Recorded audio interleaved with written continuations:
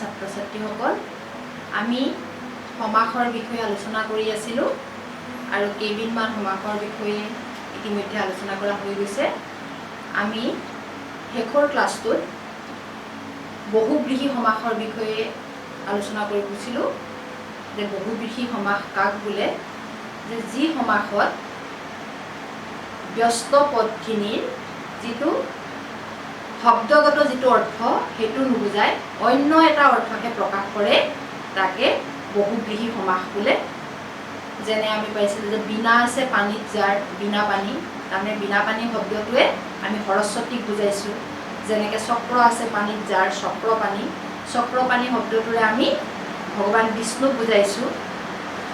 এতিয়া এই বহুব্ৰীহি সমাসখিনিক আকৌ তিনি ভাগ কৰিছে। কি ভাগ কৰিছে তাকে আজি আলোচনা কৰোঁ। এতিয়া চোৱা, বহুব্ৰীহি সমাসৰ প্ৰকাৰ তিনি প্ৰকাৰে ভাগ কৰিছে: কৰ্মধাৰয় বহুব্ৰীহি, তৎপুৰুষ বহুব্ৰীহি, ব্যতিহাৰ বহুব্ৰীহি। চোৱা তোমালোকে, তিনি ভাগ কৰিছে: কৰ্মধাৰয় বহুব্ৰীহি, তৎপুৰুষ বহুব্ৰীহি আৰু ব্যতিহাৰ বহুব্ৰীহি। এই তিনি ধৰণে আকৌ ভাগ কৰিছে। এতিয়া কাক বোলে সেইখিনি কথা আমি চাওঁ। কৰ্মধাৰয় বহুব্ৰীহি সমাস কোনবিলাকক বোলে? বিশেষণ আৰু বিশেষ্য পদৰ সংযোগত বা অগা পিছাকৈ বহি তুলনা, সাদৃশ্য আদি ভাৱ বুজালে তাক কৰ্মধাৰয় বহুব্ৰীহি সমাস বোলে। যে বিশেষ্য আৰু বিশেষণ পদ লগ হৈ অগা পিছাকে বহি কিবা তুলনা কৰে নাইবা সাদৃশ্য দেখুৱাই সেই ধৰণৰ যদি ভাৱ প্ৰকাশ কৰে তাক আমি কৰ্মধাৰয় বহুব্ৰীহি সমাস বোলে। তোমালোকে কথাবোৰ লিখি ল'বা তোমালোকৰ বহীত। এতিয়া আমি উদাহৰণবোৰ চালে কথাটো ভালকৈ বুজি পাম। যেনে চোৱা, ফেঁচাৰ দৰে নাক যাৰ, এইটো তুলনা কৰিছে ফেঁচাৰ নিচিনা নাক, তাক আকৌ কি বুলি কয়? সমাসত ফেঁচা নকা বুলি কয়। তাৰমানে তাৰ নাকটো ফেঁচাৰ নিচিনা, এইটো তুলনা কৰিছে, মানে সাদৃশ্য দেখুৱাইছে। তাৰপিছত নাহৰ ফুলৰ দৰে ফুট আছে যাৰ, নাহৰ ফুলৰ দৰে ফুট যাৰ আছে আমি সেইটোক কম নাহৰ ফুটুক।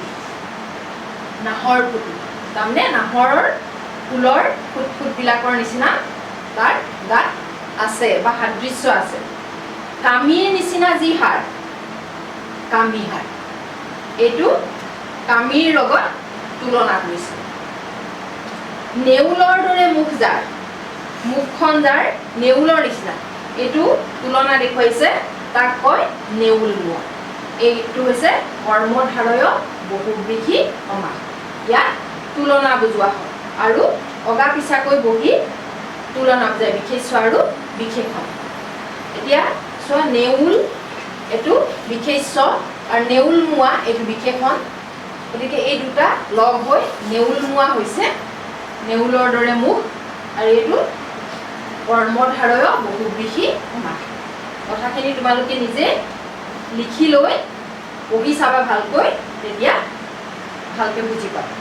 আগতো পালোঁ আমি কৰ্মধাৰয় বহুব্ৰীহি সমাস। এইবাৰ আকৌ চোৱা, তৎপুৰুষ বহুব্ৰীহি। তৎপুৰুষ বহুব্ৰীহি কোনখিনি? যি বহুব্ৰীহি সমাসত ব্যস্ত পদে সম্বন্ধ শব্দ বা অধিকৰণৰ অৰ্থ প্ৰকাশ কৰে তেনে বহুব্ৰীহি সমাসক তৎপুৰুষ বহুব্ৰীহি সমাস বোলে। যে ব্যস্ত পদে গোটেই সম্বন্ধ শব্দ বা অভিকৰণটোৰ অৰ্থ প্ৰকাশ কৰে। এতিয়া উদাহৰণবোৰ চালে আমাৰ বুজিবলৈ সুবিধা হ'ব। চক্ৰ আছে পানীত যাৰ, এইটো কেইবাবাৰো কৰাই গৈছে যে এইটো তৎপুৰুষ বহুব্ৰীহি সমাসত এতিয়া কি হয়গৈ? চক্ৰ পানী। পদ্ম আছে নাভিত যাৰ, পদ্মনাভ। বনত খোৱা যি ভোজ, বনভোজ। ফুল আছে পানীত যাৰ, ফুলপানী। গতিকে এইবিলাকে কিন্তু এটা অন্য অৰ্থহে প্ৰকাশ কৰে, গোটেই পদটোৰ এটা অন্য অৰ্থ প্ৰকাশ কৰিছে। এইবিলাককে কয় তৎপুৰুষ বহুব্ৰীহি সমাস। তাৰপিছত ৩ নম্বৰটো আছে ব্যতিহাৰ বহুব্ৰীহি। এইটো কি? পৰস্পৰে একে কাৰ্য কৰা বুজাবলৈ দুই বা ততোধিক পদৰ মাজত যি সমাস হয় তাকে ব্যতিহাৰ বহুব্ৰীহি সমাস বোলে। পৰস্পৰে দুজনৰ বা তাতকৈ বেছিৰ মাজত যেতিয়া একে কামেই কৰা বুজায় তাকে বুজাবলৈ যিটো সমাস হয় তাকে ব্যতিহাৰ বহুব্ৰীহি সমাস বোলে। এই সমাসত আকৌ কি হয় পূৰ্বপদ আকাৰান্ত আৰু পৰপদ ইকাৰান্ত হোৱা দেখা যায়। এতিয়া চোৱা উদাহৰণবিলাক চালে বুজিবলৈ সুবিধা হ'ব। পৰস্পৰে হাতে হাতে ধৰি কৰা যুঁজ, একে কামেই কৰিছে আৰু সেইটোকে কয় হতাহতি। প্ৰথম পদটোৰ আকাৰান্ত হৈছে হতা আৰু দ্বিতীয় পদটো বা পৰপদটোত ইকাৰান্ত হৈছে হতাহতি। এইটো ব্যতিহাৰ বহুব্ৰীহিৰ উদাহৰণ এইটো। তেনেকুৱা আৰু আছে পৰস্পৰে চুলিয়ে চুলিয়ে কৰি ধৰি কৰা যুঁজ, চুলিয়া চুলি। ইয়াতো চুলিয়া আকাৰান্ত আৰু চুলি এইটো ইকাৰান্ত হৈছে। তাৰমানে একে কাম কৰাই বুজায় দুইজনে বা তাতকৈ বেছি যিয়ে লগ হৈ থাকে যে সেইটো আমি ব্যতিহাৰ বহুব্ৰীহি সমাস বুলি কওঁ। তেনেকুৱা আৰু বহুত উদাহৰণ আছে। ধৰা ধৰি, মৰা মৰি, ডবৰা ডবৰি, বগৰা বগৰী এইবোৰ ব্যতিহাৰ বহুব্ৰীহি সমাসৰ উদাহৰণ। আমি এতিয়া পালো বহুব্ৰীহি সমাস তিনি প্ৰকাৰ: কৰ্মধাৰয় বহুব্ৰীহি সমাস, তৎপুৰুষ বহুব্ৰীহি সমাস আৰু ব্যতিহাৰ বহুব্ৰীহি সমাস। ব্যতিহাৰ বহুব্ৰীহি সমাস আমাৰ বহুব্ৰীহি সমাস ইমানেই। তাৰ পাছত আমি পাওঁ কৰ্মধাৰয় সমাস। এইটো 4 নম্বৰ সমাস আছিলে। বিশেষ্য আৰু বিশেষণ পদৰ মাজত যি সমাস হয় তাকে কৰ্মধাৰয় সমাস বোলে।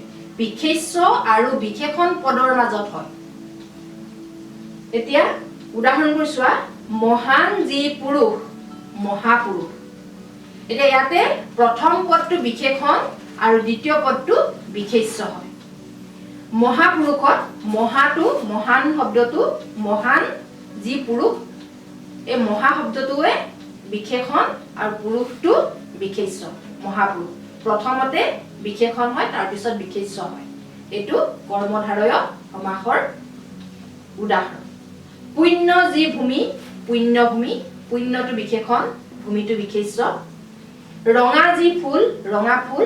ৰঙা ফুলটো ৰঙাটো বিশেষণ, ফুলটো বিশেষ্য। অধম যি নৰ, নৰাধম। ইয়াত কিন্তু বিশেষ্যটো আগত হৈছে, বিশেষণটো পাছত হৈছে। নৰ যোগ অধম, নৰাধম। উত্তম যি পুৰুষ, পুৰুষোত্তম। পুৰুষটো বিশেষ্য আৰু উত্তমটো বিশেষণ। ইয়াতো পিছৰ ফালে হৈছে এইটো পুৰুষোত্তম। এই ধৰণে হৈছে বিশেষ্য বিশেষণ ইয়াত সলনি হৈছে। পকা যি আম, পকা আম। পকাটো বিশেষণ, আমটো বিশেষ্য। গতিকে এই ধৰণৰ সমাসক কয় কৰ্মধাৰয় সমাস।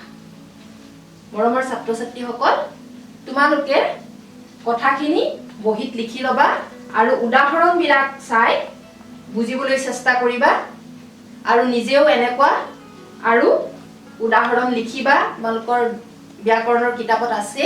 গতিকে আজিলৈ ইমানতে সামৰিছোঁ।